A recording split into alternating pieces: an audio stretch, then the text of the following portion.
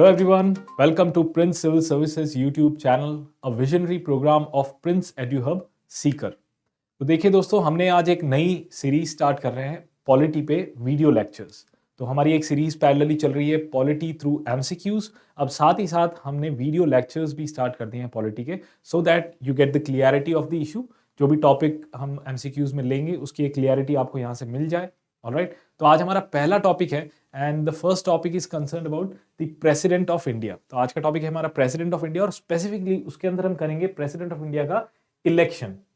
कैसे होता है इलेक्शन, इलेक्शन के डायमेंशंस, वेरियस अदर जो भी डायमेंशंस होंगे इलेक्शन से related, the election of president will discuss today.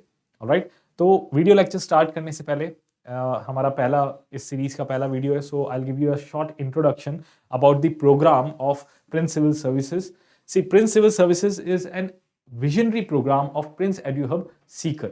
Here we are taking the students after they have completed their 12th class. तो 12th class complete करने के बाद, higher secondary complete करने के बाद कॉलेज के साथ साथ आप सिविल सर्विसेज की प्रिपरेशन कर सकते हो, यूपीएससी, स्टेट सिविल सर्विसेज की प्रिपरेशन कर सकते हो कॉलेज के साथ ही। तो ये बिल्कुल एक विजनरी प्रोग्राम है और इसके बारे में ज़्यादा जानकारी आप ले सकते हैं इस नंबर पे कॉल करके। And plus you can also visit Sikar और वहाँ पे भी आप खुद आके और कैंपस वगैरह देख सकते हैं और यहाँ पे फैसिलिटीज़ देख सकते हैं। चलिए दोस्तों, तो हम अब स्टार्ट करते हैं हमारे लेक्चर को और हमारा फर्स्ट टॉपिक जो है आज हमारा प्रेसिडेंट। बट प्रेसिडेंट शुरू करने से पहले एक शॉर्ट इंट्रोडक्शन हम प्रेसिडेंट का भी ले लेते हैं। देखिए, who is the president of India? See, president of India is the head of the Indian state. अगर हम प्रेसिडेंट ऑफ इंडिया की बात करें, then president of India is the head of the Indian state. All right, also he is the first citizen of India. He is the first citizen of India. He is the executive head of the country. So all the executive orders of the union are taken in the name of the president of India. तो जितने भी executive orders होते हैं, कार्यकारी आदेश होते हैं, वो सारे के सारे प्रेसिडेंट के नाम पर ही लिए जाते हैं। ठीक है, and plus he is the commander in chief of armed forces. All the armed forces, navy, आपकी आर्मी एंड प्लस एयरफोर्स, तीनों की तीनों आर्म्ड फोर्सेस के कमांडर इन चीफ होते हैं प्रेसिडेंट ऑफ इंडिया। ऑल्सो यहाँ पे आपको सिमिलैरिटी मिलेगी यूएसए के प्रेसिडेंट के साथ में। यूएसए के प्रेसिडेंट भी कमांडर इन चीफ होते हैं आर्म्ड फोर्सेस के। ऑलराइट, यहाँ पे एक सिमिलैरिटी है यूएस के प्रेसिडेंट के साथ हमारे प्रेसिडेंट की। ऑलराइट, ये हो गया introduction. Now let's see what are the qualifications of being a president. अगर प्रेसिडेंट की पोस्ट के लिए खड़ा होना है, इलेक्शन के लिए खड़ा होना है, तो उस कैंडिडेट में क्या क्या क्वालिफिकेशंस होनी चाहिए? See, he should be an Indian citizen first of all, सबसे पहली रिक्वायरमेंट। सेकंड है कि उसकी मिनिमम एज होनी चाहिए 35 years. Third requirement is he should be qualified to be elected as the member of Lok Sabha. Now यहां पे एक कैच है, this doesn't mean that he has to be a member of Lok Sabha. इसका मतलब ये नहीं है कि वो लोकसभा का मेंबर हो, इसका सिर्फ ये मतलब है कि वो क्वालिफाइड हो, कि वो लोकसभा का मेंबर बन सकता है। तो यहां पे दो डायमेंशंस निकलती है। जो कॉन्स्टिट्यूशन ने क्वालिफिकेशंस दे रखी है लोकसभा के मेंबर की, वो पूरी होनी चाहिए। प्लस क्योंकि कॉन्स्टिट्यूशन में ये लिखा हुआ है कि लोकसभा के मेंबर्स की जो क्वालिफिकेशन है ये पार्लियामेंट डिसाइड कर सकता है बाय मेकिंग अ लॉ। और बिल्कुल पार्लियामेंट ने ये बनाया है पीपल्स रिप्रेजेंटेशन एक्ट। तो उस एक्ट के अंदर जो क्वालिफिकेशंस दे रखी है लोकसभा मेंबर के लिए, वो क्वालिफिकेशन प्रेसिडेंट के लिए होना चाहिए। ठीक है, मतलब कि अगर वो क्वालिफाइड है लोकसभा मेंबर के तौर पे इलेक्ट होने लायक, तो फिर वो प्रेसिडेंट के कैंडिडेट भी बन सकते हैं। हालांकि यहाँ पे एक डिफरेंस है कि लोकसभा में आपके 25 इयर्स एज है, यहाँ पे अलग से स्पेसिफाई कर रखा है कि minimum age is 35। Alright, 25 is for the Lok Sabha. Alright, other all qualifications which are required for becoming a Lok Sabha member are also required for being the candidate और for being a president of India. ठीक है, now next है हमारा last, he should not hold any office of profit. Office of profit hold नहीं करना चाहिए, यानी कि ऑफिस ऑफ प्रॉफिट को अभी आप ऐसे समझिए कि किसी तरह की सैलरी या प्रॉफिट ड्रॉ ना कर रहे हो किसी ऑर्गेनाइजेशन जो स्टेट के अंडर है, स्टेट गवर्नमेंट के अंडर है, या फिर कोई पब्लिक अथॉरिटी है, वहां से कोई सैलरी ड्रॉ कर रहे हैं या वहां से कोई प्रॉफिट जनरेट कर रहे हैं, तो ये नहीं कर सकते वो। ठीक है, because this is done for him to be impartial, ताकि वो एकदम इम्पार्शियल रहे, इसलिए ये कंडीशन रखी गई है। Now we saw the qualifications. Now let's come to the election. अगर इलेक्शन की बात करें तो देखिए इलेक्शन से रिलेटेड दो आर्टिकल्स आपको ध्यान में रखने हैं, article 54 and 55. Alright, so 54 talks about the electoral college. See, first of all, the president's election is not a direct election. Now elections are of two types. दो टाइप से हो सकते हैं इलेक्शन, या तो हो सकता है डायरेक्ट इलेक्शन या फिर हो सकता है indirect election. Now, what do you mean by direct election and indirect election? Direct election, that means the people directly elected by the people. By people. By people directly. But indirectly, that means people are actually electing or nominating their representatives, and these representatives are electing the candidate. All right. So, if we talk about the president, then president's election is actually indirect election. President's election is a no direct election, that means it is an indirect election. Now, indirect election, that means people are not voting for the president directly. They are actually their representatives, people's representative are voting for the president. अब इसी case में यानी कि यहाँ देखिए इसके लिए एक इलेक्टोरल कॉलेज बनाई जाती है और वो इलेक्टोरल कॉलेज में जो मेंबर्स होते हैं वो वोट करते हैं प्रेसिडेंट के लिए. Alright, this is specified in article 54 that there would be an electoral college and the members of the electoral college will vote for the president. Now let's see who are the members of this electoral college. All right, now see, the electoral college responsible for president's election comprises of the elected members of, now see, there's a catch first, elected members. You have to remember we are talking only about the elected members. Only. All right. Now see, elected members of Lok Sabha and Rajya Sabha. That means elected MPs, members of parliament. Next is legislative assemblies of the state. All right. That is, see, legislative assembly, legislative council have no role.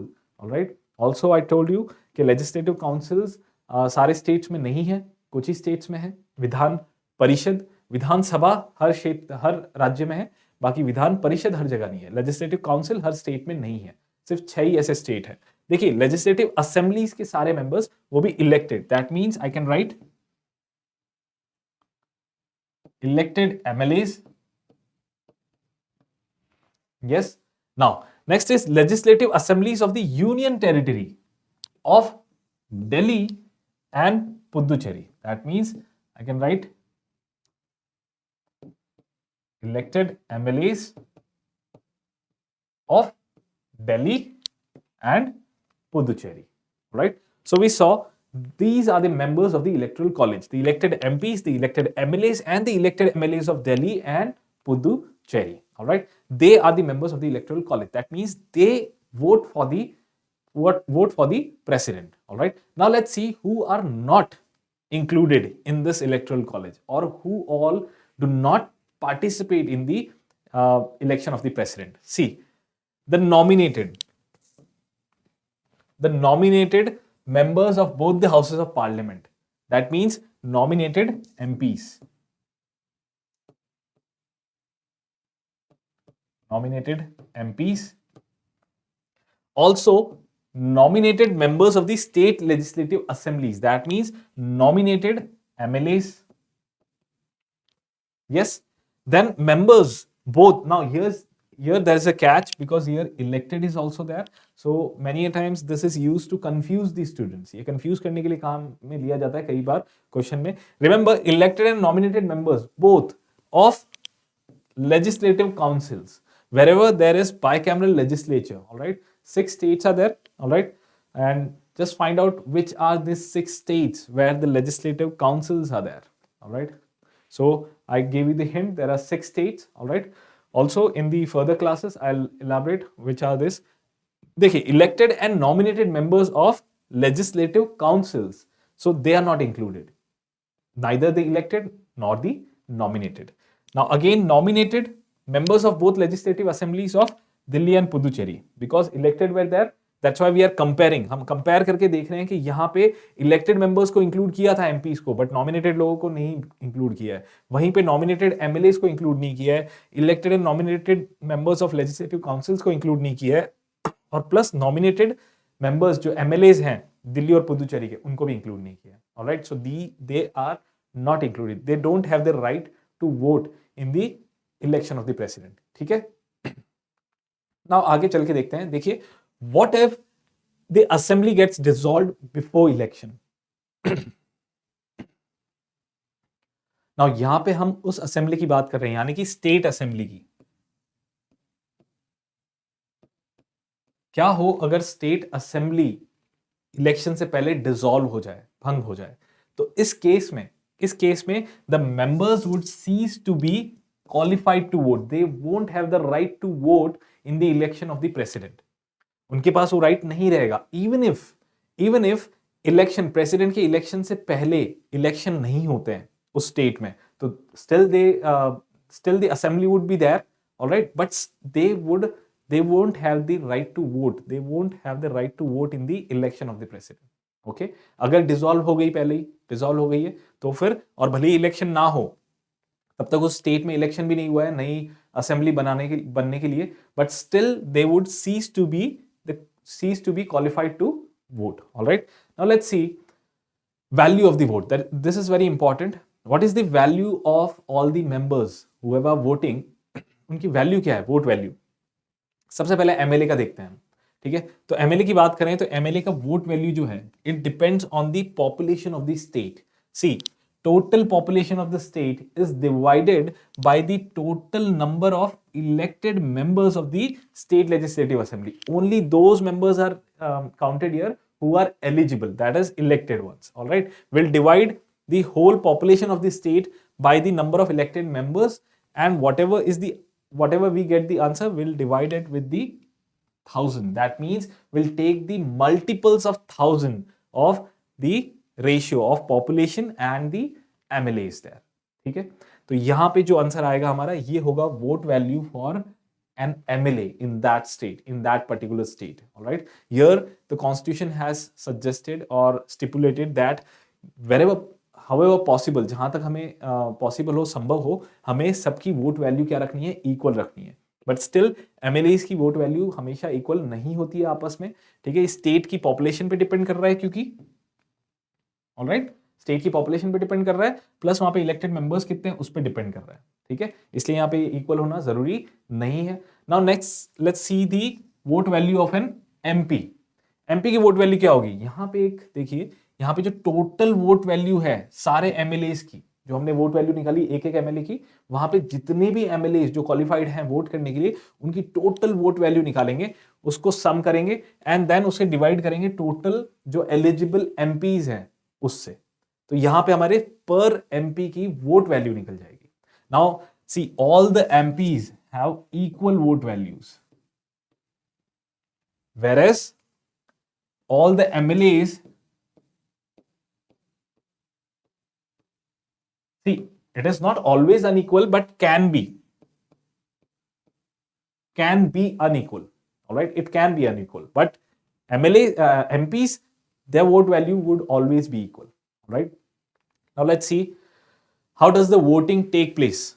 The voting take place through secret ballot. All right, secret ballot. Now this is mentioned in the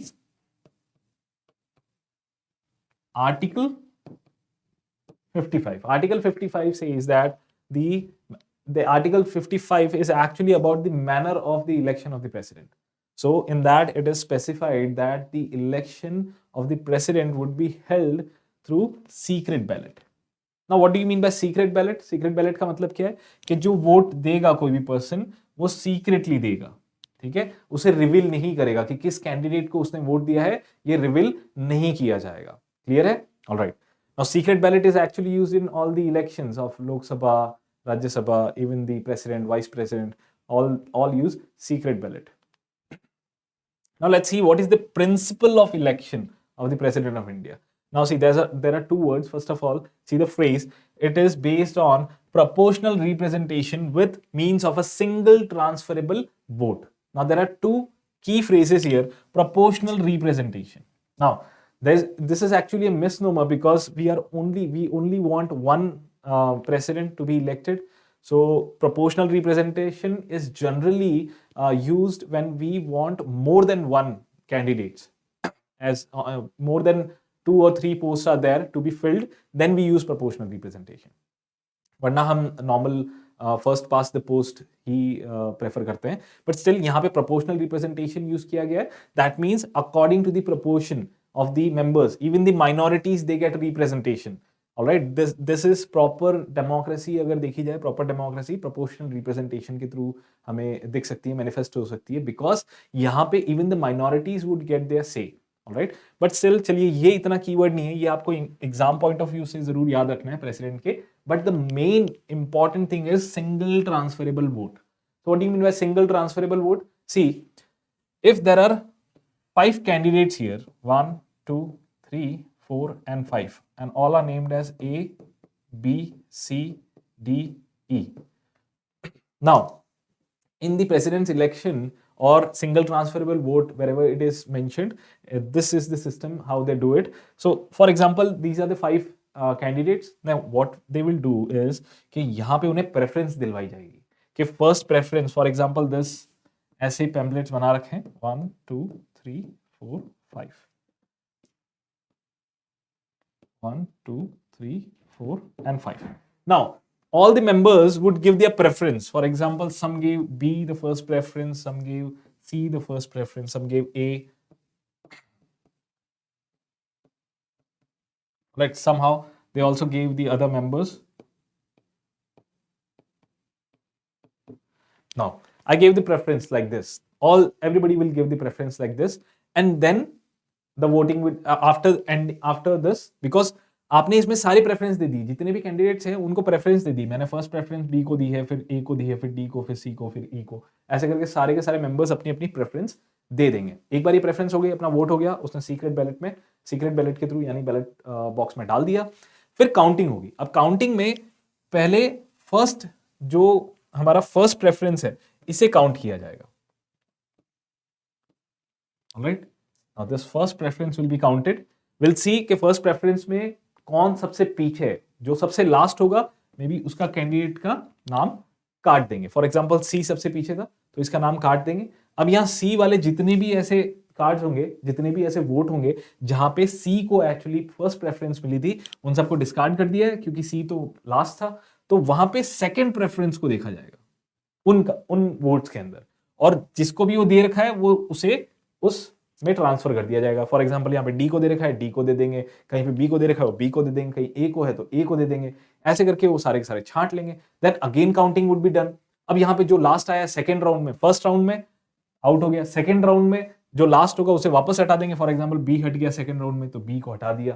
ठीक है, अब B actually जहां जहां पे B में first preference थी वो वाले वोट्स, और जो सी वाले फर्स्ट राउंड से जो वोट मिले थे जहां पे बी सेकंड प्रेफरेंस में दे रखा था, ठीक है, वो सारे वोट्स, ठीक है, उन वोट्स में थर्ड प्रेफरेंस देखेंगे जहां पे बी सेकंड प्रेफरेंस में था, जो फर्स्ट राउंड में इसके पास आए थे, और जो फर्स्ट पहले से ही इसके पास थे, फर्स्ट प्रेफरेंस ही बी है, उसका सेकंड प्रेफरेंस देखेंगे. यानी कि नेक्स्ट प्रेफरेंस को देखा जाएगा, उसे प्रेफरेंस दी जाएगी. ठीक है, फिर नेक्स्ट कैंडिडेट को देखेंगे, उसमें वो वोट्स ट्रांसफर कर देंगे. ये प्रोसेस चलाते रहेंगे जब तक कि हमारा कैंडिडेट नहीं जीत के आ जाता.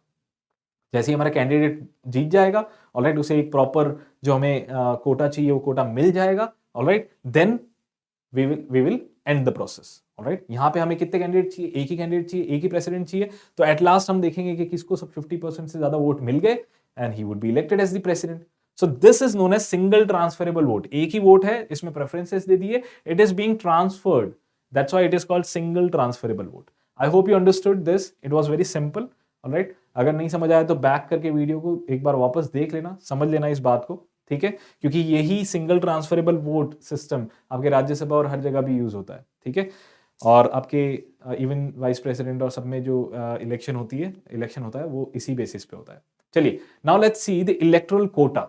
Alright, for president's election the electoral quota is total number of valid votes polled divided by 1 plus 1, that is 2, and the quotient or the answer for this is added with 1.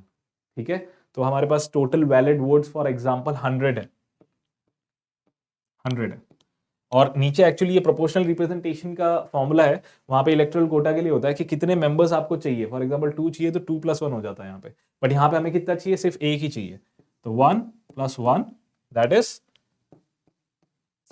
50, और इस 1 को add कर देंगे यहाँ पे +1 that is 51, right. So in generally it is more than 50% actually, ठीक है, more than 50%, ठीक है। सारे डायमेंशंस हमने देख लिए हैं, अगर आपसे इस ऐसे पूछे तो ये भी सही है कि 50% से ज्यादा चाहिए होते हैं, but this is the actual formula, alright. Now this is electoral quota. Now let's see what about the disputes related to the election of the president.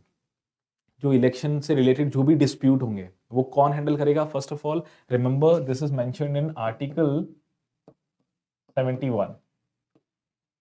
Alright, this is mentioned in Article 71 that all the disputes related to the election of president would be taken up by the Supreme Court only. That means High Court doesn't have jurisdiction in this area. Plus, no other court has the jurisdiction in that area. Even there is a catch here that Supreme Court is there, not the Election Commission. So remember this, that all the disputes related to the election of president are taken by the Supreme Court, not the Election Commission of India. ठीक है, तो जितने भी dispute होंगे, जो भी विवाद होंगे इस इलेक्शन से, प्रेसिडेंट के इलेक्शन से रिलेटेड, वो सारे के सारे कौन उस पे जजमेंट देगा? सुप्रीम कोर्ट, ठीक है, सुप्रीम कोर्ट ही दे सकता है, ऑलराइट, निर्वाचन आयोग नहीं देगा इस पे। Now also decision of the supreme court is final, जो डिसीजन सुप्रीम कोर्ट देंगे वो फाइनल होगा, ऑलराइट, उसे आगे किसी कोर्ट में अपील नहीं कर सकते। Now what about the acts done in the mean time? अब यही बात करते हैं, अगर समझ लो ऐसी कोई कंडीशन हो कि जहां पे सुप्रीम कोर्ट ने प्रेसिडेंट के इलेक्शन को इनवैलिड बता दिया है, alright, and null and void बता दिया कि भाई it is declared as null and void और invalid. Now what happens? Now उस टाइम पे प्रेसिडेंट अपनी पोस्ट छोड़ देंगे, यानी वो नहीं रहेंगे अब वहां पे क्वालिफाइड उसके लिए, छोड़ देंगे पोस्ट, तो खाली हो जाएगी post. Now what about the mean time? उस पीरियड में जब इलेक्शन हो गया और वो अपॉइंट हो गए और जब उनका इलेक्शन हमने इनवैलिडेट कर दिया, जहां से उन्होंने स्टार्ट किया और यहाँ पे सुप्रीम कोर्ट ने इसे इनवैलिड बता दिया इलेक्शन को, तो ये जो टाइम पीरियड है, इस टाइम पीरियड में जो भी उन्होंने एक्ट किए, जो भी उन्होंने काम किए, उनका क्या? देखिए यहाँ पे बिल्कुल ये बहुत ही इंपॉर्टेंट है कि जो इस मीन टाइम में इन्होंने जितने भी काम किए, alright, they would not be invalidated and they would continue to be effective even if the election of the president is declared as invalid or void. Even then the acts done by the president in capacity of the office of the president, ध्यान से, यानी जो काम उन्होंने president रहते हुए काम किए, ठीक है, उस पोस्ट पे, तो वो सारे के सारे काम जो है वो इफेक्टिव रहेंगे, वो इनवैलिडेट नहीं होंगे, ठीक है, उसे निरस्त नहीं किया जाएगा, उसे कंटिन्यू रखा जाएगा। क्लियर?